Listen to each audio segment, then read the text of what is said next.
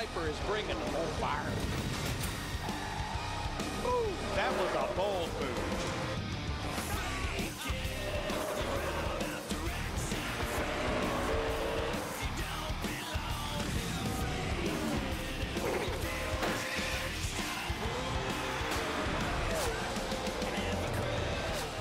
Jeff Hammond, Chris Myers from the Hollywood Hotel in Las Vegas, and this is an AT&T race break under caution.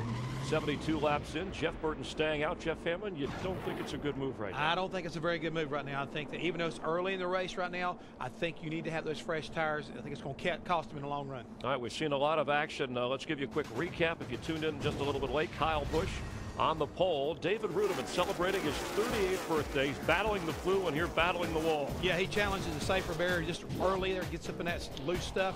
See, all of a sudden he loses the right rear tire. Didn't bring out a caution flag because right after that, guess what happened? Well, and this is where it starts with Clint Boyer, and you see Casey Kane, we're on board with him.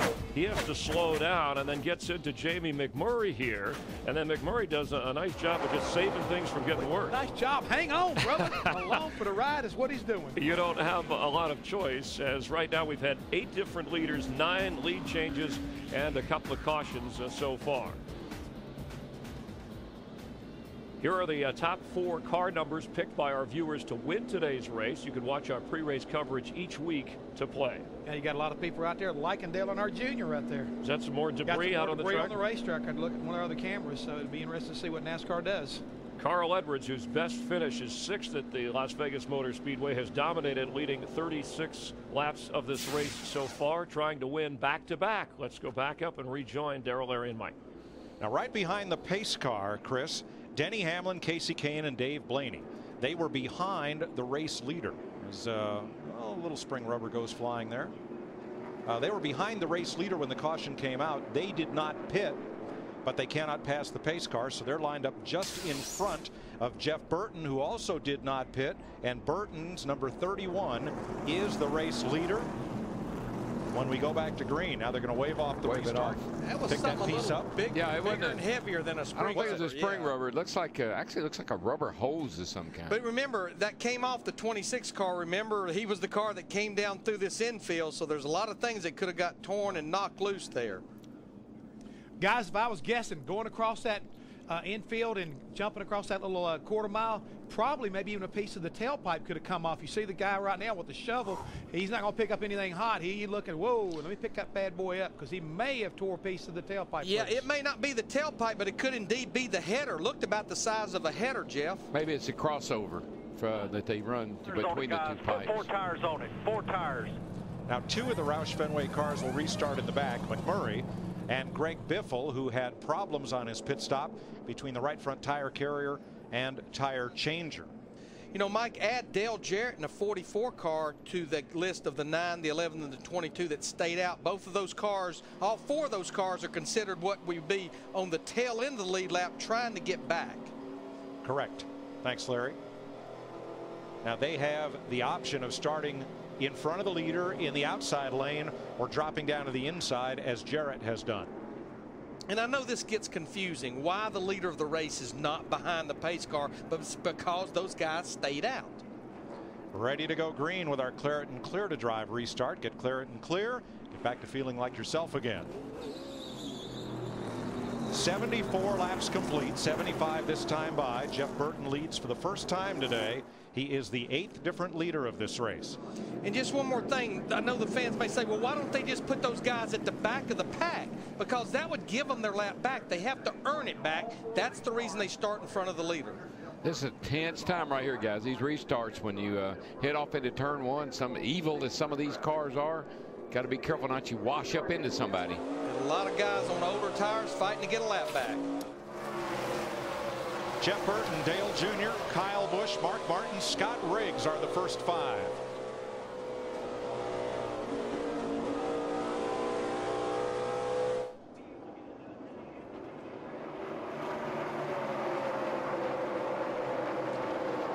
Since Jeff Burton is the leader, should Dave Blaney, Casey Kane, or Denny Hamlin catch a caution, if they stay out in front of him, they would be back on the lead lap. What's a good gamble, Larry? Because when they're bunched up like this, you can have a quick caution. Speaking of gambling, what do you think? Let's crank it up.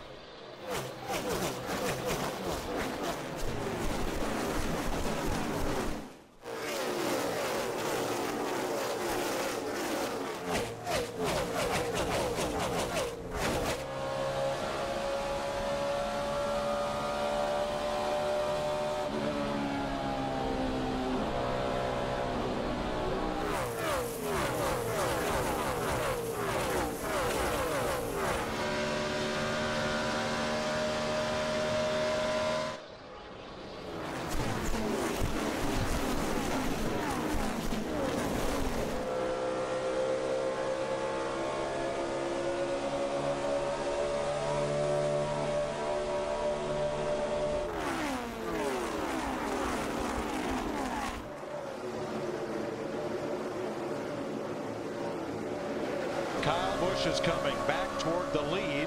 You saw him come across the start-finish line way down on the apron to stay off of Dale Earnhardt Jr.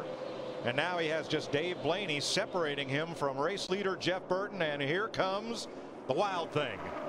He was all the way down next to the grass on the apron.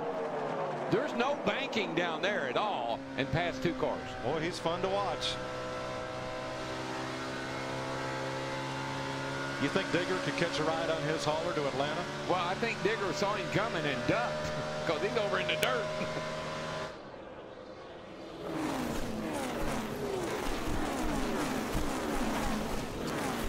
Now, good job by Denny Hamlin and Casey Kane staying out in front of the leader. Should a caution come out, they'll get back on the lead lap. They'll be able to cycle around because the pace car will wait and pick up the leader. But if they race side by side, Burton and Busch could catch them up. Yeah, they do not need to race side by side, but they're racing to get back on that lead lap right now. Tell you, a car that's coming though is back behind Kyle Busch, his brother Kurt Busch. But remember, he's a lap down because on his green flag pit stop, he was too fast entering. So what he's trying to do is be that first car one lap down behind the leaders, and he'll be back on the lead lap. And we have a new leader, Kyle Busch. The pole sitter is back to the front. He's passed Jeff Burton.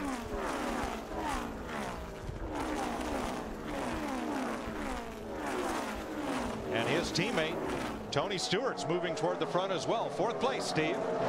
He sure is, Mike. As Larry Mack said, there's a lot of guys that don't like the race cars, but Tony Stewart is one that does. He said this thing has really taken off.